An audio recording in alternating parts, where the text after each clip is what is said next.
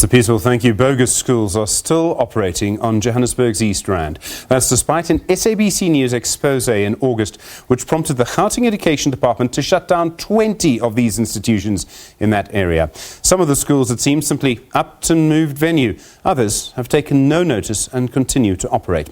Our reporter, Mahlako Komane, first exposed the mushrooming Bogus schools. She's here with me now. Mahlako, good evening to you. All right. Thanks very much indeed for joining us.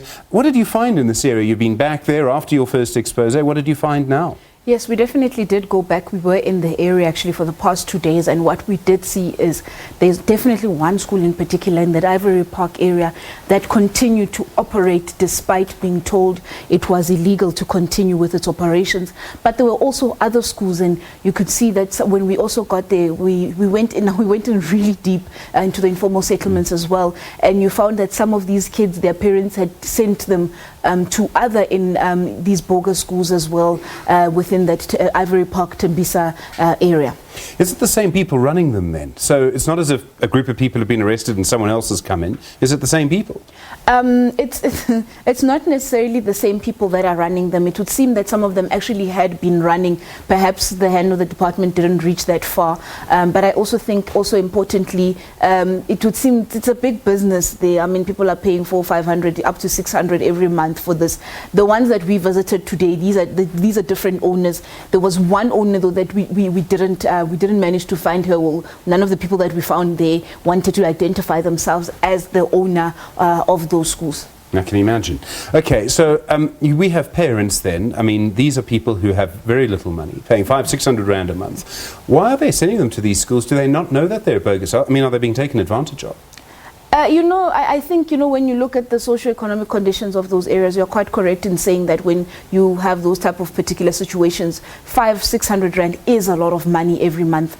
The issues range from parents feeling that they don't have the necessary documentation to be able to send their children to government schools. We do know that, things like your immunization cards that is needed. So when you're not from South Africa, you don't perhaps have those documents, the birth certificate. It's those type of situations. In some, you'll find parents are saying that.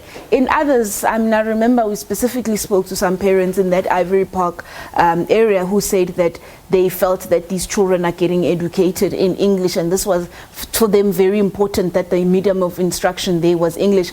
Some of them also saying that they couldn't find space in government schools, but we do know obviously government does have an obligation to educate up until a certain level. So we're not really sure how far they tried. Did they indeed try, or was it for the camera that they were saying that? But it's different issues that push parents to send their schools there, to send their children to those particular type of schools. I mean, there's a lot coming up in this story. Then it would seem that someone somewhere is making a lot of money. Definitely. Without having to reveal too much, we will be going back into that area. We have heard certain rumors that we'd like to satisfy ourselves with, which would like to thoroughly research before we can make certain accusations. But it would seem that a lot of money is exchanging hands somewhere, somehow. And this is what we're trying to get into the bottom of. But there's big money to be made. That's definitely what I can tell you.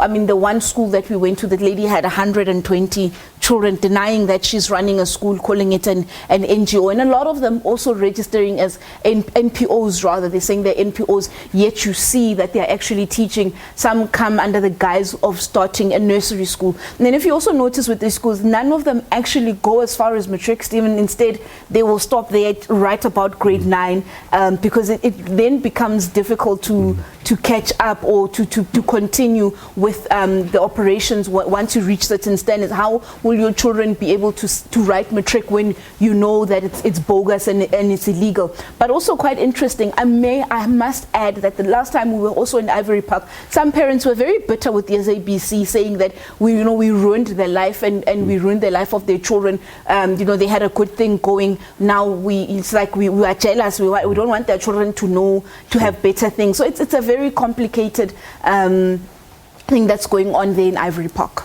Mahlako, we look forward to your next report on this. Thank you very much indeed. Mahlako Komane with that expose, or should I say the expose following the original expose. Steve Mabona from the Gauteng Education Department. You'll see reaction from him after the break. Stay with us.